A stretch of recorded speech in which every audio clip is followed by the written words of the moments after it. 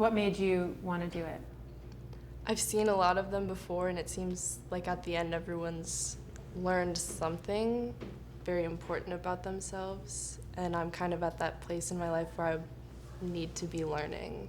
My friend and I, she's here with me, and we're kind of hesitant about it because we both were like, oh, like, what do we have to say? Like, what can we say that would be as interesting as like all the women who have ever sat on this stool before? But we agreed that we both would do it just to face that fear. Can you take off your hat? So can you talk a little bit about what your style says about you? I think it says I want to hide, almost. Where are you from? I'm from Iowa. It's a very small town called Story City. My mom is Catholic and my dad is Jewish. We were the only like non-Christian family in the town. There was one Muslim family and then there was ours, as far as I know. And so to be the one kid in school that didn't go to church was just to be kind of automatically othered. Like my mom didn't go to the bake sales, and like I didn't go to the Sunday school, and so I could never really fully join them. Like I just had zero friends basically, because in a town that small there's nothing to do except pick fights really, or just stir shit up. And so at the end of middle school I asked to transfer to a bigger school.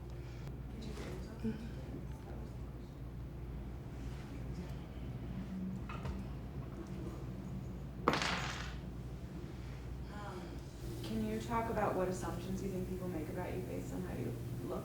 I think they assume that I am quiet and have nothing to say, probably, or that I'm like the weird girl, because I'm never quite dressed up enough to be like the pretty one. Like the girl in the magazines, she's got white teeth and she has, you know, big eyes, like a flat stomach. She has small hands. That was one thing I always hated, was like my palms are too wide. I'm like, who the fuck cares? It's your hands. But like,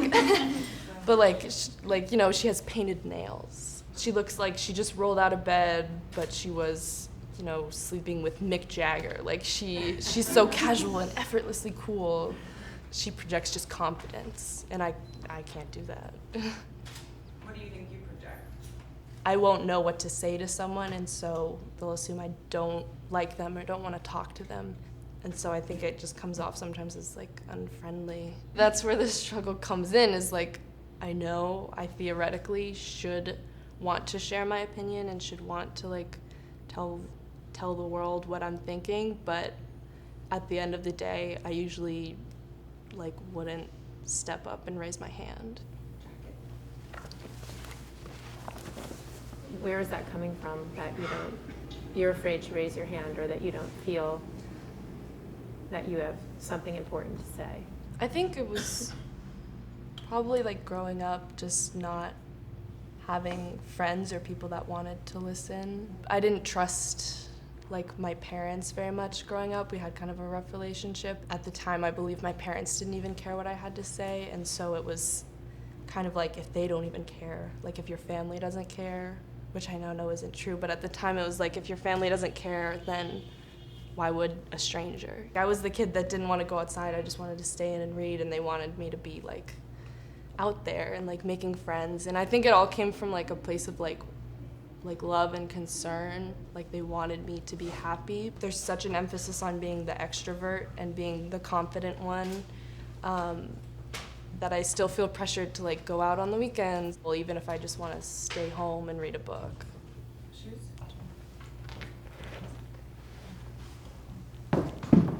What would you say is like the biggest insecurity that you're working on overcoming?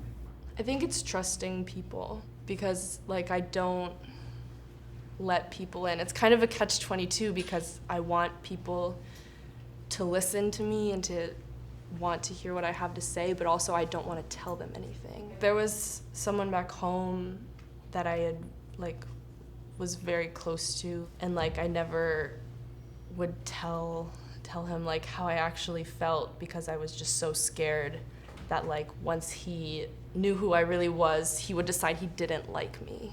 So did you ever tell him that you had feelings for him? I did, after like 5 years. I had just gotten to New York and I was just so overwhelmed by like everything. I just needed to like get some kind of closure on that because I felt like if I didn't say anything, I would just be still that girl that was like stuck. So I called him and he didn't answer the phone, and so I left a voicemail and I didn't hear back from him for like 8 months. What did you say? I made really bad jokes for like 2 minutes and tried to avoid it, and then I just told him that I had been in love with him for 5 years and hung up. I went back home over spring break. I saw him then, and he said he had felt the same way and just also had been too much of a wuss to really bring it up. And I think maybe that was kind of why I liked him, was because he wasn't pushing me into saying anything. But I was mostly just sad that I hadn't said something sooner, because it was like that, oh, we could have, but we never did. Did he ever say why he didn't answer you? Yeah, he thought I was gonna be coming home. He was waiting to see me at Thanksgiving, and then I wasn't home, and he was waiting to see me at Christmas, and I wasn't home. And so finally, over spring break, I was home.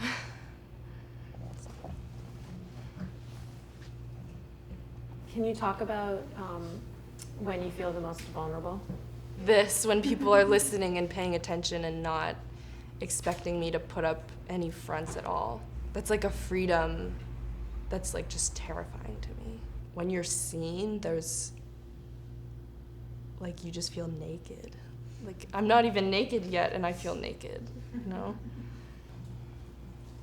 What do you love about your body? I love the things it can do for me. I don't know if I love it completely, but I love that it can get me from Iowa to here. What are you particularly struggling to love about it? Usually it's like my thighs or like my sides, because they take up space and I don't really like to take up space. The pretty girl, she doesn't have thighs, she has like arms for legs, you know. She doesn't have wide hips. She's just like a ruler.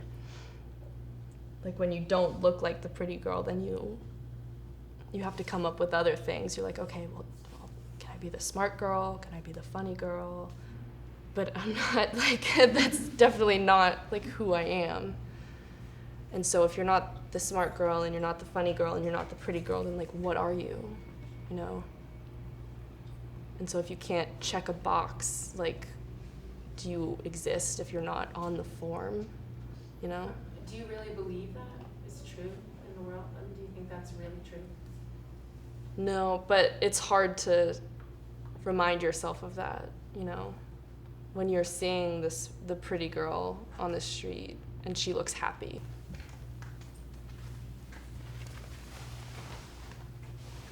What's your biggest dream?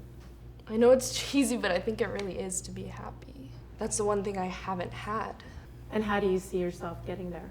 Growing up, like, I never expected myself to like live this long almost. Like, I never thought much past like high school. Like, stuck in Iowa, I was like, there's nothing beyond this, you know? And so now that I'm here, I'm like, oh God, like, I'm actually living. Like, what do I do, you know? Like, I still feel like that 12-year-old kid who was, you know, sitting in the library alone. And so I have to constantly fight with her and be like, leave, get out of the library, you know, like, go do things, go live your life, go make plans for what it means to be happy. Since we have last question. Why in your body, in your skin, in your journey, in your life, what are the reasons that it's a good place to be? I think it goes back to what I said about like I hated my hands. Like, I can't replace this. All of the bones in my body, like, I can't take them out. I can't change them. I can't get narrower hips, you know? And so, like, why waste time hating your hands when you could just like them instead, love your hands instead? How do you feel now? I feel like I've taken a step in the right direction for putting down walls and not worrying if people will accept what I have to say, because I've just said it and people have listened.